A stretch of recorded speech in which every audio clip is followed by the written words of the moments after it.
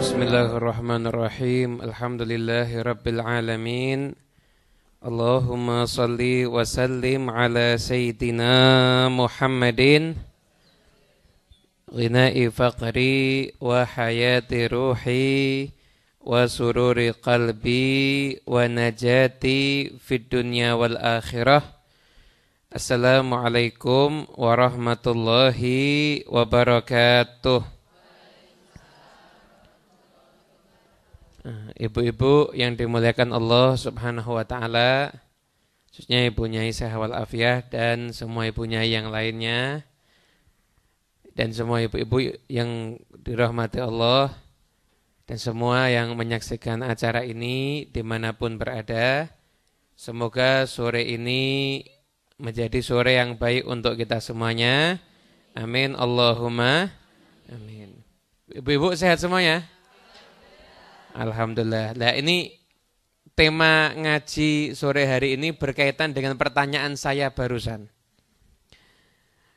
Jadi ilmu hari ini kita mau ngaji sedikit dari kitab Ihya tentang masalah syukur. Bersyukur kepada Allah Subhanahu wa taala. Kita sama-sama tahu bahwasanya syukur itu istimewa. Kemudian kita juga tahu bahwasanya yang bisa bersyukur itu langka. Makanya Allah Subhanahu wa taala berfirman, "Wa qalilun min ibadiyasy syakur." Dan hanya sedikit di antara hamba-hambaku orang-orang yang ahli bersyukur. Makanya dulu pernah Sayyidina Umar bin Khattab ketika melewati seseorang, orang ini doanya aneh. Orang ini dia berdoa, Allahumma ja'alna minal qalil, Allahumma ja'alna minal qalil, Allahumma ja'alna minal qalil. Ya Allah, jadikanlah kami termasuk yang sedikit, terus begitu. Akhirnya Sayyidina Umar nanya, kamu ini doanya kok aneh? Iya, karena saya lihat Allah berfirman sedikit dari hamba-hambanya yang bisa bersyukur, maka saya minta jadi orang yang sedikit ini. Biar bisa menjadi orang yang selalu bersyukur. Artinya apa? Untuk bisa menjadi orang yang bersyukur, kita pun juga harus doa minta kepada Allah Subhanahu wa taala. Selain kita pun juga harus berusaha. Dan syukur itu manfaatnya luar biasa.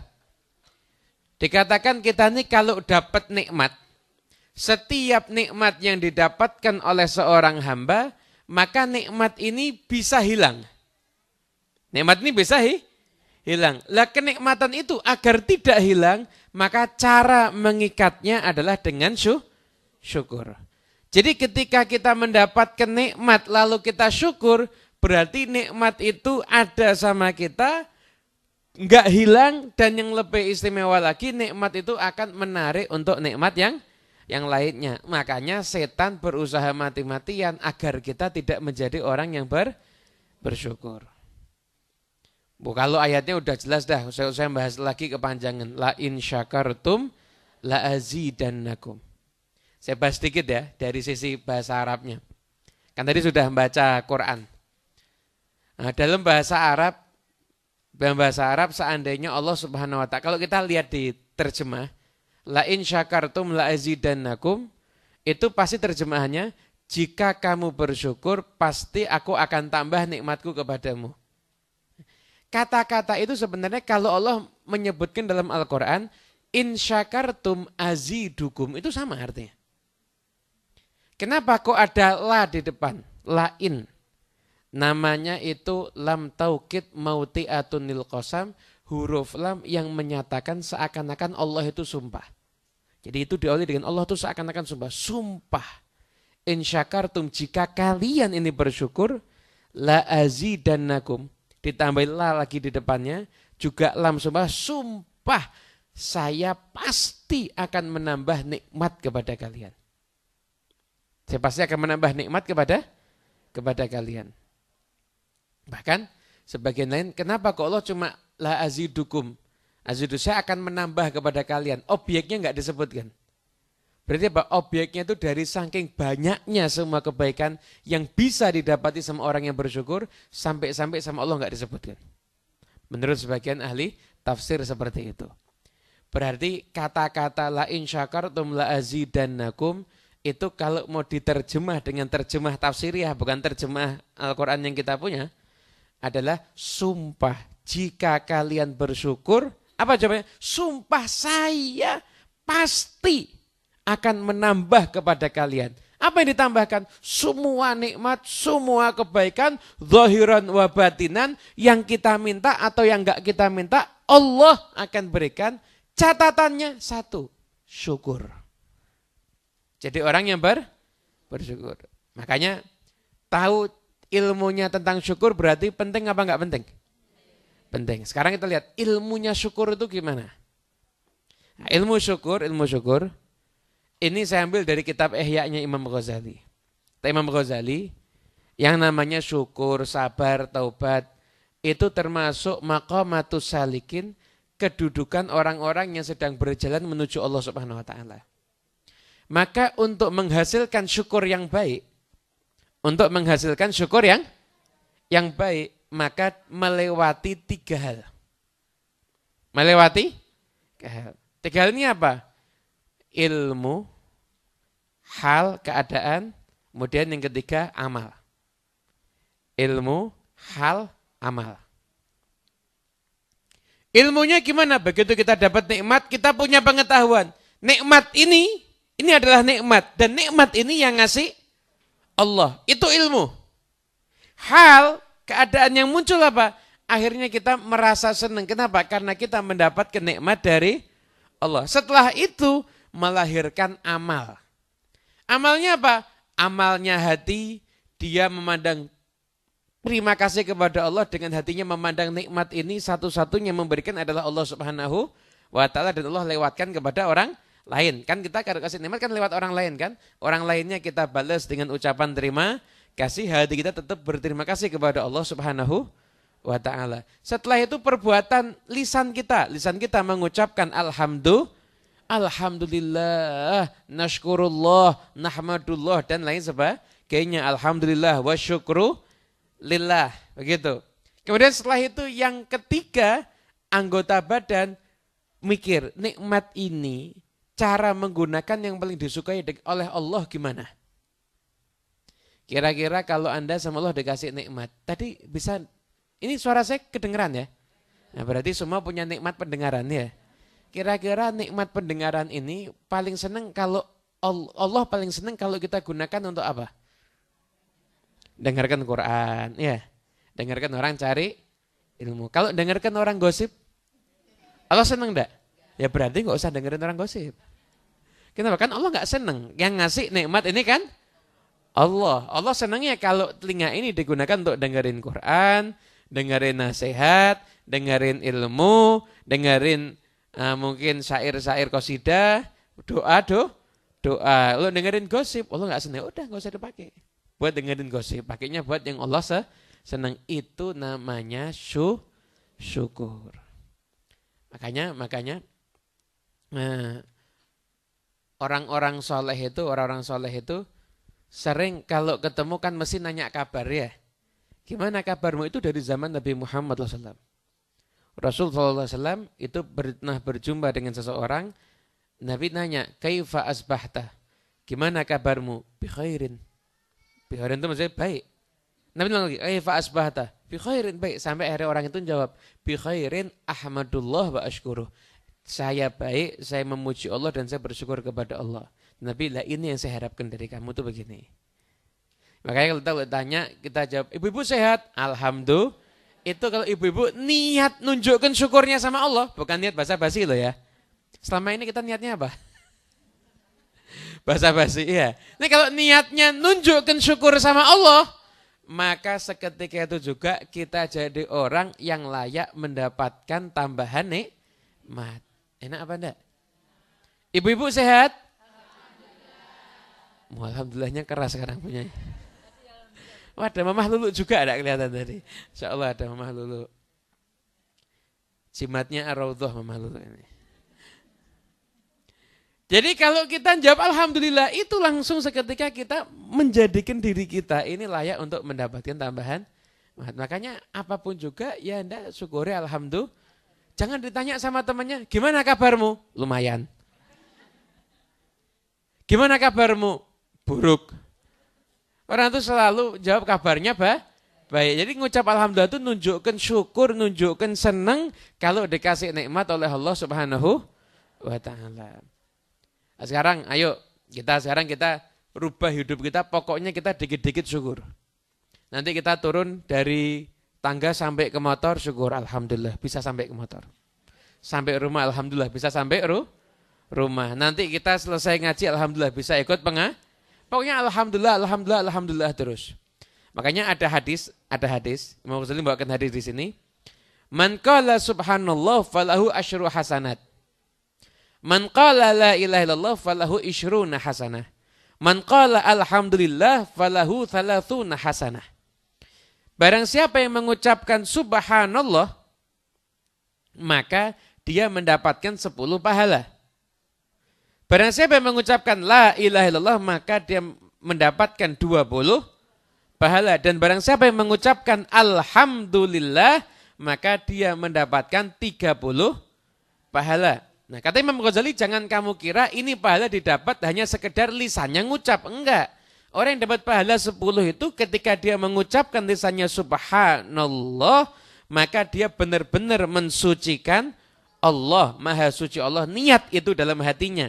Ketika dia menyatakan la ilaha illallah, benar-benar dia itu mengesahkan Allah Subhanahu wa taala. Ketika dia mengucapkan alhamdulillah, maka dia berkeyakinan dia mendapatkan nikmat dan pemberi nikmatnya adalah Allah Subhanahu wa taala. Nun. Dapat kiriman teh juga ternyata. Cuma ini kiriman tehnya paling gede ini gelasnya. Ya. Itu ucapan bukan kalau disanda hanya diucapkan itu aja, enggak. Itu ucapan jadi bernilai. Kenapa? Ketika kita mengucapkannya itu penuh dengan rasa syukur kepada Allah, dapat 30 pahala. Begitu. Kayak sekarang, ayo kita sekarang jadikan diri kita syukur. Apapun juga itu kita syukuri. Saya tadi malam nggak bisa tidur, saya geledah kitab-kitab. Dapat kitab itu tafsir Al-Quran tapi dari lisannya para habaib. Karena kan Al-Quran dan Ahlul Bait ini kan selalu bersama sampai nanti di telaganya Nabi Muhammad SAW. Dan Ahlul Bait mendapatkan kelebihan, mereka itu punya kedekatan yang luar biasa, kedekatan maknawi dengan Al-Quran, sehingga terlontar dari lisan mereka tafsir-tafsir yang luar biasa. Al-Habib Hasan bin Saleh Al-Bahar. Itu berarti mbah gurunya Habib Ali Al-Habsyi Sohibul Maulid. Habib Ali punya guru yang istimewa, Habib Abu Bakar Al-Attas. Abu Bakar Al-Attas punya guru Habib Hasan bin Saleh Al-Bahar. Beliau ketika menafsirkan firman Allah Ta'ala, wa qalilun min ibadiyasy syakur, beliau menyatakan yang dimaksud orang yang ahli bersyukur itu bukan orang mensyukuri apa yang dia dapat, namun orang yang bisa mensyukuri apa yang tidak dia dapatkan. Aneh ini ya. Jadi Anda misalkan ya daftar PNS. Melewati sekian macam ujian, doa sudah dan lain sebagainya, ternyata hasilnya belum diterima. Itu ngeluh apa syukur? Harusnya kata beliau itu syukur. Kenapa? Karena pada hakikatnya yang Allah beri itu berarti ada kebaikan untuk kita. Yang Allah cegah berarti kalau sampai itu terjadi itu yang enggak baik. Berarti ketika Allah mencegah kita dari sesuatu yang mungkin kita inginkan, di situ ada kebaikan. Di situ ada kebaikan. Ada sekarang ini istilah anak muda itu, anak-anak muda ini sekarang sekalipun kan masa pandemi ini ternyata masih banyak yang ngurus urusan percintaan sosial. Hampir saya pernah lihat ada muncul kata-kata perjuangkan cintamu di sepertiga malam. Wah, keren. Kalau dia senang sama orang, orangnya udah maksudnya sudah jadi calonnya orang lain, itu muncul kata-kata begini, tikung dia di sepertiga malam. Ini parah ini ya. Parah ini. Semoga nggak ada yang nanya Habib bagaimana mendoakan agar jatuh doa mendoakan suami orang tapi di sepertiga malam itu hukumnya gimana? Wallahu a'lam, itu saya tidak berani jawab pokoknya. Jadi yang namanya doa itu kan orang dalam doa untuk urusan jodoh dan lain sebagainya. Itu kalau kamu dikasih, kamu dapat sebagaimana yang kamu minta, ya itu yang terbaik. Kalau kamu merasa saya sudah cinta, tapi kenapa kok saya nggak mendapatkan dia? Udah doa, udah, tapi sama Allah nggak dikasih. Berarti itu yang terbaik. Kalau kamu jadi sama dia, yang terjadi adalah yang kurang baik. Makanya disitulah pentingnya kita semuanya, kapanpun juga, apapun juga selalu merasa syukur. Baik ketika kita mendapatkan ataupun ketika kita tidak mendapatkan. Yang Allah tetapkan untuk diri kita, itu semuanya adalah yang terbaik. Setuju ibu-ibu? Berarti habis ini kita syukur terus ya. Syukur terus. Pokoknya lihat suaminya ngomel ya. Syukur, alhamdulillah. Ya alhamdulillah masih punya suami ya kan. Ya padahal enggak punya suami. Ya lebih baik suami ada tapi ngomel. Wanu beb sudah ngomel ngwanyel ke. Ora pati nyambut gawe sisan. Tetap ya alhamdulillah. Pokoknya apapun juga itu alhamdulillah. Kenapa? Karena kita harus meyakini setiap kita bersyukur kepada Allah Subhanahu Ta'ala, maka di situ kita akan mendapatkan tambahan nikmat. Nah, ibu-ibu yang dimuliakan Allah Subhanahu Wa Ta'ala, sebenarnya kalau kita mau ngitung nikmat Allah yang ada pada diri kita, sanggup apa enggak? Tidak sanggup ya.